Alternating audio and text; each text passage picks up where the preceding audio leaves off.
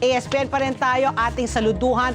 PAL! Naku, ang PAL, Philippine Airlines, nakaka-proud. Nakakagulat ito ha. Ito, mas maengganyo ang mga travelers sa balitang ito dahil namayagpag ang Philippine Airlines o PAL nang itinanghal ito bilang Asia Pacific's most on-time airline. Apa, most diba? on-time. Di ba dati, kinakantsawan ng PAL, Oo. plain always late. Ganun ba? Oo, that's what now PAL stood for before, plain always late. Pero ngayon, most on-time airline na para sa 2025. Impressive po ang datos na inilabas po ng Global Aviation Analytics firm na Cirium dahil nakakuha po ng 83.12% on-time arrival performance ang Philippine Airlines. Nalampasan po ng ating airline ang ilang sa mga pinakamalalaking airline sa rehiyon. Patunay po na maayos at maasang serbisyo sa pagbiyahe. Sinasabing malaking dahilan kung bakit mas maayos na ang biyahe ng Philippine Airlines ay dahil sa kanilang mas bago at mas maasang fleet